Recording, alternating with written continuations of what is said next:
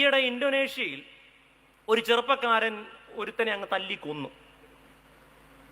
കാരണം അങ്ങോട്ട് പോകുമ്പോഴും ചോദിക്കും കല്യാണമായില്ലേ, ഇങ്ങോട്ട് പോയി. അപ്പം ഇയാൾ വീട്ടിൽ ചെന്ന് ഓരോ ഒലക്ക എടുത്തോണ്ട് ഒറ്റ അടിച്ചങ്ങ് കൊന്നു. എൻ്റെ വിചാരം പള്ളിയിലെ ഓരോ ബെഞ്ചിനോടും ചേർന്ന് ഓരോ ഒലക്ക വെച്ചാൽ ഒത്തിരി ആന്തരിക സൗഖ്യം കിട്ടും. ഇതൊരു കൊലപാതക ആഹ്വാനമായിട്ട് നിങ്ങൾ എടുക്കുക. വിവാഹമോചിതരായവർ അവരത് പറയാനും ഓർക്കാനും ആഗ്രഹിക്കുന്നില്ല. കുട്ടികളില്ലാത്തവർ, നിങ്ങളുടെ കയ്യിൽ ഗൈനോക്കോളജിസ്റ്റിന് ഒരു ലിസ്റ്റ് തന്നെ ഉണ്ട് ചില സേവ്യാ സംഘക്കാരുടെ. അവരതുമായിട്ടാണ് നടക്കുന്നത്. എന്നോട് പോലും ചോദിച്ചിട്ടുണ്ട് വേണമെന്ന്.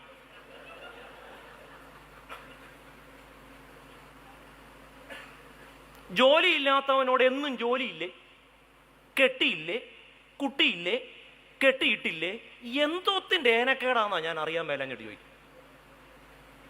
കാരണം അവരിതൊന്നും ഓർക്കാനും പറയാനും സംസാരിക്കാനും ആഗ്രഹിക്കുന്നില്ല. ഇതൊന്നും ചോദിക്കാത്തതും പറയാത്തതും പറയേണ്ടി വരാത്തതുമായ ഒരിടത്ത് ആന്തരിക സൗഖ്യം അന്വേഷിച്ചാണ് അവർ വരുന്നത്. അവരെക്കുറിച്ച് പറയുന്ന പേരാണ് വീക്ക് ക്രിസ്ത്യൻസ്. അവർ വീക്ക് എന്നതുകൊണ്ട് ശാരീരികമായി ദുർബലരാന്നല്ല. ഒന്നുകിൽ എന്തെങ്കിലും ഒരു ഷെയിം, അല്ലെങ്കിൽ ഒരു ഗിൽറ്റ്, അല്ലെങ്കിൽ ഒരു ഫിയർ, അല്ലെങ്കിൽ ഒരു കോംപ്ലക്സ്.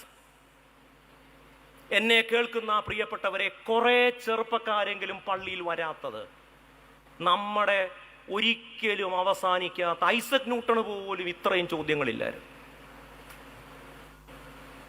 ഞാൻ ആ ഇന്തോനേഷ്യക്കാരനെ ഒന്ന് പോയി കാണണമെന്ന് വിചാരിച്ചിരിക്കുക, സഭ അനുവദിച്ചാൽ. ആ ഒലക്കയിൽ ഒരെണ്ണം വാങ്ങിച്ച് ഇവിടെയും കൂടെ കൊണ്ടുവരണം.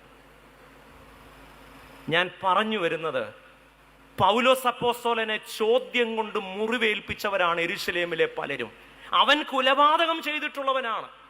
അവനൊരു മോശമായ ഭൂതകാലമുണ്ട്. എന്നാൽ തന്തവൈബില്ലാത്ത, തള്ളവൈബില്ലാത്ത, മറക്കാൻ ആഗ്രഹിക്കുന്നതിനെ ഓർമ്മിപ്പിക്കാത്ത, പറയാൻ ആഗ്രഹിക്കാത്തതിനെ പറയിപ്പിക്കുന്ന ഒരു സ്ഥലത്ത് ബർന്നബാസ് വ്യത്യസ്തനാവുകയാണ്.